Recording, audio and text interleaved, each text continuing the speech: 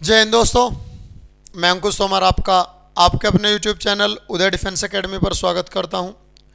जैसे आप सभी को पता है, एक क्लास मैंने अभी एक्सटेंशन की डाली थी आपके लिए, आपके एग्ज़ाम के लिए। आपका examiner edge of the corner है, उसी को लेके मैं एक और क्लास आपके लिए लेके आया हूं। टॉप 25 क्वेश्चन, पूरे क्वेश्चनों को मेरे साथ कर लेना। एग्ज़ाम में क्वेश्चन यहाँ से ज़रूर फंसेगा, 100 के 100% मिलेगा। और आपका ये जो क्लास है कंप्यूटर जनरेशन और हिस्ट्री ऑफ कंप्यूटर से रिलेटेड टॉप 25 क्वेश्चंस है। सारे क्वेश्चन बेस्ट क्वेश्चन है, तो क्वेश्चनों को जरूर करेंगे। चलिए स्टार्ट करते हैं फटाफट से, ज़्यादा टाइम नहीं लेते हुए। और क्लास अच्छी लगेगी तो कमेंट करके बताना क्लास कैसी है। और सभी बच्चे क्लास को मेरे साथ ही कवर करने की कोशिश करेंगे, जिससे ज़्यादा से ज़्यादा आपकी तैयारी हो जाए। ठीक है, एग्जाम आपका एज ऑफ द कॉर्नर है। चलिए देखिए, पहला क्वेश्चन आपके सामने है। ये कहता है select the name of generation in which operating system were built. किस जनरेशन में ऑपरेटिंग सिस्टम आया? वो थी भैया थर्ड जनरेशन। थर्ड जनरेशन में क्या आया? ऑपरेटिंग सिस्टम आया। और मैं आपको बता दूं, इस पीडीएफ का पासवर्ड जो होगा, मैं क्लास में किसी क्वेश्चन का ऑप्शन होगा वो मैं बता दूंगा पढ़ाते हुए। ठीक है, चलिए। The process form of data क्या कहलाता है? इंफॉर्मेशन। मशीन लैंग्वेज क्या होती है कंप्यूटर की? भैया मशीन लैंग्वेज क्या होती है? डिफ़िकल्ट टू प्रोग्राम होती है, करना बहुत मुश्किल होता है प्रोग्राम करना से। मशीन पे डिपेंड करती है, ये भी सही है। और एरर प्रोन होती है, एरर फ्री होती है। तो इसका मतलब हमारा आंसर क्या हो गया? ऑल ऑफ दीज अबव हो गया। चलिए क्वेश्चन नंबर 4 की ओर चलते हैं फटाफट से। ये है फिफ्थ जनरेशन से रिलेटेड आपका क्वेश्चन। क्या कहता है कि fifth generation computer are built on.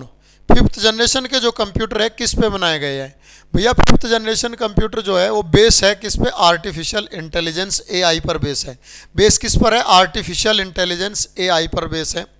Select the technology that is used in the first generation. First generation में वैक्यूम ट्यूब यूज होता था भैया। फर्स्ट जनरेशन में क्या यूज होता था? Vacuum tube. इसके बाद select the name of generation in which introduce micro processor. कौन सी जनरेशन में माइक्रो प्रोसेसर्स इंट्रोड्यूस हुआ? वो थी आपकी फोर्थ जनरेशन। फोर्थ जनरेशन में माइक्रो प्रोसेसर्स इंट्रोड्यूस हुए। आगे चलेंगे क्वेश्चन नंबर 7 पे। ये कहता है भाई, देखिए ये कहता है second generation computer are manufacture of. Second generation किससे हुए? ट्रांजिस्टर से। फर्स्ट जनरेशन किससे? वैक्यूम ट्यूब से। सेकंड जनरेशन किससे हुए? ट्रांजिस्टर से। ठीक है, इंपॉर्टेंट क्वेश्चन है सारे। आगे देखते हैं। और ध्यान रखना, पासवर्ड बताऊंगा मैं क्लास के बीच में। 25 क्वेश्चन है, इन्हीं 25 क्वेश्चनों में से मैं आपको पासवर्ड बता दूंगा।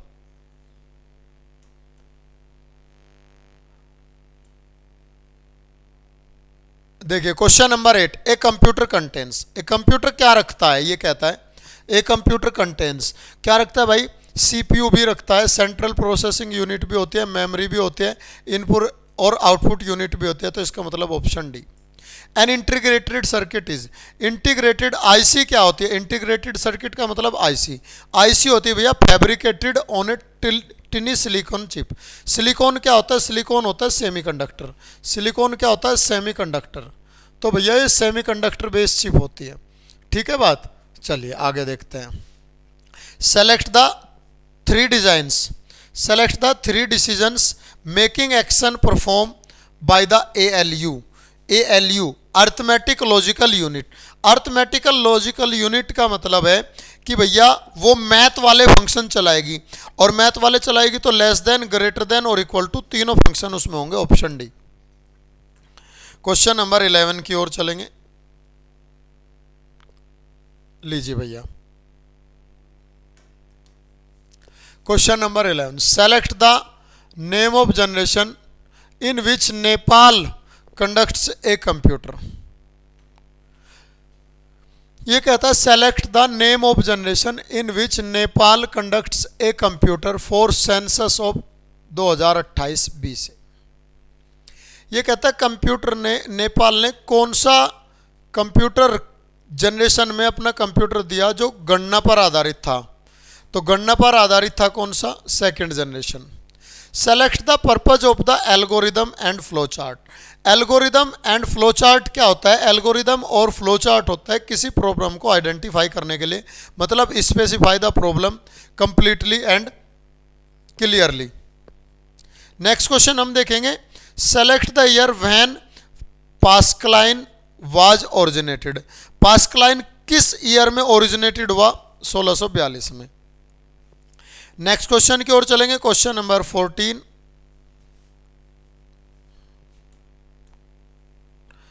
ये कहता है भैया, क्या कहता है क्वेश्चन नंबर 14 आपका, कि select which one is the first computer to use key program concept.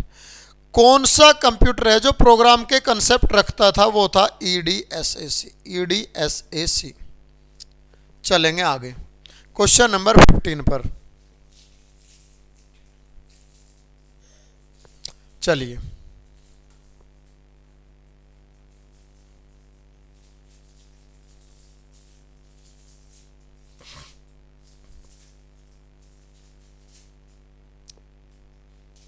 ये कहता है बेटा, once the user loads the acceptable program and provides need data, the computer does not need human intervention.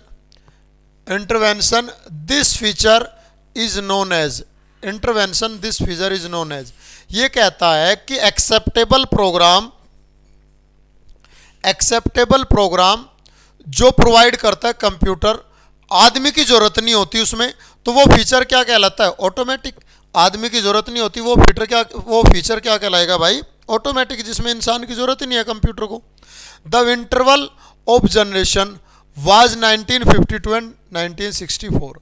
1952 से 1964 तक का interval क्या था भैया, सेकंड जनरेशन का था। Select the number of major companies all over the world build microprocessor. कौन सी कंपनी है जिसने माइक्रो प्रोसेसर बनाए, कंपनी के भाई 2 कंपनी है जिन्होंने बनाए, इंटेल और Motorola.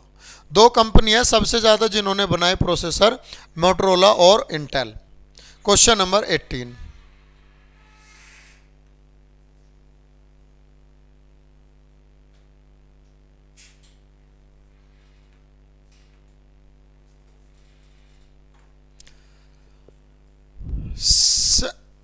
Select the name of generation that used PowerBook and Pentium microprocessor। ये पूछता है कौन सी जनरेशन में PowerBook और Pentium माइक्रो प्रोसेसर यूज किए गए हैं। भैया ये यूज किए गए 6th जनरेशन में। Select the name of a device that examine direct entry input device. कौन सी है जो डायरेक्ट एंट्री इनपुट डिवाइस को एग्जामिन करती है, ऑप्टिकल स्कैनर भी है, लाइट पेन भी है और माउस एंड डिजिटाइजर भी। Option D, all of these. GUI abbreviation, abbreviation मतलब full form, GUI graphical user interface, most commonly exam में पूछा जाता है GUI। क्वेश्चन नंबर 20 हो चुका है। 21 को देखिए, 21 में कहा है कि भैया क्या सही है ये या गलत है। ये sorry, select the generation in which batch processing was mainly used. Batch processing कौन सी जनरेशन में यूज किया गया, फर्स्ट जनरेशन में। कौन सी जनरेशन में बैच प्रोसेसिंग यूज किया गया है, फर्स्ट जनरेशन में। नेक्स्ट क्वेश्चन, आपके लास्ट 3 क्वेश्चन है और यहीं मैं आपको पासवर्ड प्रोवाइड किए देता हूं। चलिए,